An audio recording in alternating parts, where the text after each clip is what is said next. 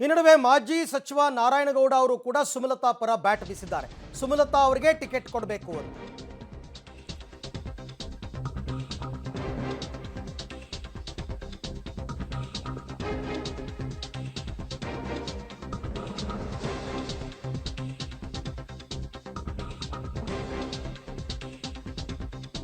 Ticket ಅನ್ನ ಬಿಜೆಪಿಗೆ ಕೊಡ್ಲಿ, ಹೈಕಮಾಂಡ್ಗೆ ಕೂಡ ಈ ಬಗ್ಗೆ ನಾವು ಹೇಳ್ತೀವಿ. ಸುಮಲತಾ ಅವರಿಗೆ ಟಿಕೆಟ್ ಕೊಟ್ಟರೆ ಒಳ್ಳೆಯದು. ಯಾಕಂದರೆ ಕಳೆದ ವಿಧಾನಸಭಾ ಚುನಾವಣೆ ಸಂದರ್ಭದಲ್ಲಿ ಸುಮಲತಾ ಅವರು ನಮ್ಮ ಬಿಜೆಪಿ ಅಭ್ಯರ್ಥಿಗಳಿಗೆಲ್ಲ ಸಹಾಯ ಮಾಡಿದ್ದಾರೆ. ಅವರು ಕೊಟ್ಟರೆ ತಪ್ಪೇನು? ಏನೂ ತಪ್ಪಿಲ್ಲ. ನಾವು ಕೂಡ ಇದನ್ನು ಇವತ್ತಿನ ಸಭೆಯಲ್ಲಿ ಗಮನಕ್ಕೆ ತಗೊಂಡು ಬಂದಿದ್ದೀವಿ.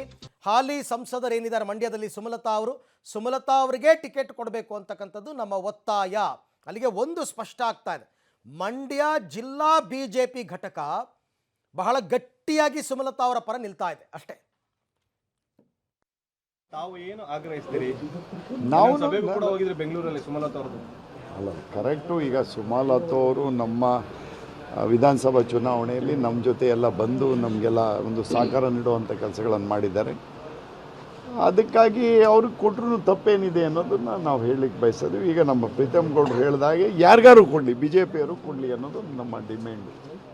ಮತ್ತಷ್ಟು ಮಾಹಿತಿ ನನ್ನ ಕೊಲ್ಲಿಗ್ ರೋಹಿತ್ ಅವರಿಂದ ಪಡೆಯೋಣ. ರೋಹಿತ್, ಈಗ ಮಂಡ್ಯ ಜಿಲ್ಲಾ ಬಿಜೆಪಿ ಘಟಕ ಬಹಳ ಗಟ್ಟಿಯಾಗಿ ಸುಮಲತಾ ಅವರ ಪರ ನಿಂತಿದೆ ಅಂತನ, ಅಥವಾ ಯಾರಾದರೂ ಸರಿ ಬಿಜೆಪಿ ಕ್ಯಾಂಡಿಡೇಟ್ಗೆ ಕೊಡಬೇಕು, JDS ಅಭ್ಯರ್ಥಿ ಏನಾದರೂ ಇಲ್ಲಿ ಹಾಕಿದ್ರೆ ನಮ್ಮ ಸಹಕಾರ ಇರಲ್ಲ ಅನ್ನೋ ಮೆಸೇಜ್ ಏನಾದರೂ ಪಾಸ್ ಮಾಡಿದಾರಾ ಅಂತ?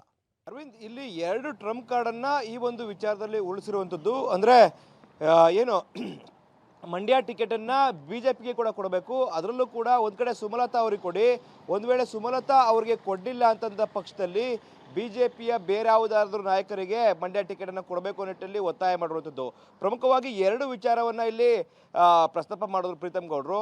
ಯಾಕಂದರೆ ಕಳೆದ ಲೋಕಸಭಾ ಚುನಾವಣೆಯಲ್ಲಿ 7 ಕ್ಷೇತ್ರಗಳ ಪೈಕಿ JDS 6 ಕ್ಷೇತ್ರವನ್ನು ಕಳ್ಕೊಂಡಿದೆ, ಒಂದೇ ಒಂದು ಕ್ಷೇತ್ರದಲ್ಲಿ ಗೆಲುವು ಪಡೆದಿರುವಂಥದ್ದು. ಅದೇ ರೀತಿಯಾಗಿ BJP ಸಹ ಕಳೆದ ವಿಧಾನಸಭಾ ಚುನಾವಣೆಯಲ್ಲಿ ಸ್ಪಷ್ಟವಾಗಿ ಹೋರಾಟ ಮಾಡ್ತು, JDSನೊಂದಿಗೆ ಜಿದ್ದಾಜಿದ್ದಿನ ಫೈಟ್ ಮಾಡಿದೆ. ಆ ನಿಟ್ಟಿನಲ್ಲಿ ಮಂಡ್ಯ ಜಿಲ್ಲೆಯಲ್ಲಿ BJPಯ ವರ್ಚಸ್ಸೇನು ಕಡಿಮೆ ಏನಿಲ್ಲ.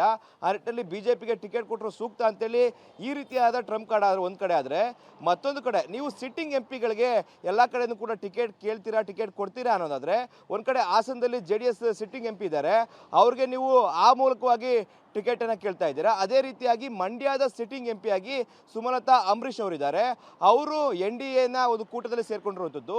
ಆ ನಿಟ್ಟಿನಲ್ಲಿ ಅವ್ರಿಗೆ ಯಾಕೆ ಟಿಕೆಟ್ ಕೊಡಬಾರ್ದು? ಅಂದರೆ ಸಿಟ್ಟಿಂಗ್ MPಯ ಆಧಾರದ ಮೇಲೆ ಟಿಕೆಟ್ ಹಂಚಿಕೆ ಆದರೆ ಮಂಡ್ಯ ಕ್ಷೇತ್ರವನ್ನು ಸುಮಲತಾ ಅವ್ರಿಗೆ ಬಿಟ್ಕೊಡ್ಬೋದು. ಮೈತ್ರಿ ಅಭ್ಯರ್ಥಿಯಾಗಿ ಸುಮಲತಾ ಅವರೇ ಕಣಕ್ಕಿಳಿತಾರೆ ನಿಟ್ಟಿನಲ್ಲಿ ಈ ರೀತಿಯಾದಂಥ ಟ್ರಂಪ್ ಕಾರ್ಡನ್ನು ಯೂಸ್ ಮಾಡಿರುವಂಥದ್ದು. ಅಲ್ಟಿಮೇಟ್ಲಿ ಅವ್ರು ಹೇಳ್ತಾ ಇರೋವಂಥದ್ದು, ಹಾಸನ ಮತ್ತು ಮಂಡ್ಯ ಕ್ಷೇತ್ರದ 2 ಕ್ಷೇತ್ರಗಳನ್ನು ಕೂಡ ಏನು BJPಗೆ ಬಿಟ್ಕೊಟ್ರೆ ಸೂಕ್ತ ಅಂತ ಹೇಳ್ತಾ ಇದ್ದಾರೆ. ಆದರೂ ಕೂಡ ಪ್ರಮುಖವಾಗಿ ಮಂಡ್ಯ ಕ್ಷೇತ್ರವನ್ನು BJPಗೆ ಬಿಟ್ಕೊಡ್ಬೇಕು, ಸುಮಲತಾ ಅವರನ್ನೇ ಕೂಡ ಅಭ್ಯರ್ಥಿ ಮಾಡಿದ್ರೆ ನಮ್ಗೆ ಯಾರಿಗೂ ಕೂಡ ತಕರಾರಿಲ್ಲ ಅನ್ನೋ ನಿಟ್ಟಿನಲ್ಲಿ ಒಂದು ಪ್ರಶ್ನೆಯನ್ನು ಎತ್ತಾ ಇರುವಂಥದ್ದು. ಅಲ್ಟಿಮೇಟ್ಲಿ ಈ ಒಂದು ಮಂಡ್ಯ ಕ್ಷೇತ್ರ ಬಹುತೇಕ JDSಗೆ ಪಾಲಾಗುತ್ತೆ ಅನ್ನೋ ನಿಟ್ಟಿನಲ್ಲಿ JDS ನಾಯಕರು ಕೂಡ ಹೇಳ್ತಾ ಇದ್ರು. ಅದೇ ನಿಟ್ಟಿನಲ್ಲಿ ಕೂಡ ಪದೇ ಪದೇ BJP ನಾಯಕರು ಕೂಡ ಮಂಡ್ಯನ BJP ಪಾಲಿಗೆ ಬಿಟ್ಕೊಟ್ರೆ ಸೂಕ್ತ, ಅದರಲ್ಲೂ ಕೂಡ ಸುಮಲತಾ ಅಂಬರೀಶ್ ಅವರ ಪರವಾಗಿ ನಾವೆಲ್ಲರೂ ಕೂಡ ನಿಲ್ತೀವಿ ಅನ್ನೋ ನಿಟ್ಟಿನಲ್ಲಿ ಅವ್ರಿಗೆ ಟಿಕೆಟ್ ಕೊಟ್ಟರೆ ಸೂಕ್ತ ಅನ್ನೋ ನಿಟ್ಟಿನಲ್ಲಿ ಕೂಡ ವಾದವನ್ನು ಮಾಡ್ತಾ ಇದ್ರು. ಅಲ್ಟಿಮೇಟ್ಲಿ ಇದು ಹೈಕಮಾಂಡ್ ಅಂಗಳದಲ್ಲಿ ಎಲ್ಲವೂ ಕೂಡ ಚರ್ಚೆ ಆಗಬೇಕು.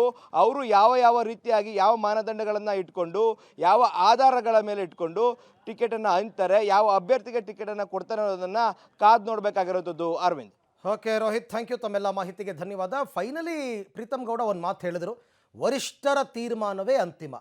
ನಮ್ಮ ಒತ್ತಾಯ ಇರೋದು ಹೀಗೆ, ಬಟ್ ಅಲ್ಟಿಮೇಟ್ಲಿ ವರಿಷ್ಠರ ತೀರ್ಮಾನವೇ ಅಂತಿಮ. ನಮ್ಮ ಸಭೆ ಯಾಕೆ ಮಾಡಬೇಕು? ಹಾಗಾದರೆ ಸಭೆಯಲ್ಲಿ ಏನು ಎಲ್ಲರ ಸಲಹೆ ಸೂಚನೆಗಳು ಸಿಕ್ಕಿದೆ, ಆ ಸಲಹೆ ಸೂಚನೆಗಳನ್ನ ನಾವು ಪಕ್ಷದ ರಾಜ್ಯಾಧ್ಯಕ್ಷರ ಗಮನಕ್ಕೆ ನಾವು ತರ್ತೀವಿ. ಫೈನಲಿ ತೀರ್ಮಾನ ಏನು ತಗೋತಾರೆ ಅಂತಕ್ಕಂಥದ್ದು ಅದು ವರಿಷ್ಠರಿಗೆ ಬಿಟ್ಟಿದ್ದು. ಅದಕ್ಕೆ ನಮ್ಮ ಸಹಮತ ಇದೆ ಅಂತ ಕೂಡ ಹೇಳಿದ್ದಾರೆ.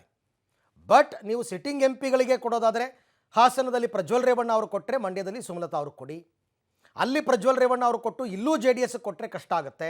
ಅಂದರೆ ಒಟ್ಟಾರೆ ಒಂದು ಹಾಸನ ಅಥವಾ ಮಂಡ್ಯ ಒಂದನ್ನಾದರೂ BJPಗೆ ಉಳಿಸ್ಕೋಬೇಕು ಅಂತ. ಬಟ್ ಎರಡೂ ಕಡೆ JDS ಅವರು ಪ್ರಬಲರಾಗಿದ್ದಾರೆ. ಅವರ ಮೊದಲ 2 ಆಯ್ಕೆನೇ ಹಾಸನ ಮತ್ತು ಮಂಡ್ಯ. ಕುಮಾರಸ್ವಾಮಿಯವರು ಈಗ ಕೂತ್ಕೊಂಡಾಗ ಚರ್ಚೆಗೆ ಮೊದಲ 2 ಕ್ಷೇತ್ರ ಅವ್ರ ಬೇಡಿಕೆ ಇರೋದೇ ಹಾಸನ ಮತ್ತು ಮಂಡ್ಯ. ಹಾಗಾಗಿ ನೋಡೋಣ ಫೈನಲಿ ವರಿಷ್ಠರು ಏನು ತೀರ್ಮಾನ ಮಾಡ್ತಾರೆ ಅಂತ.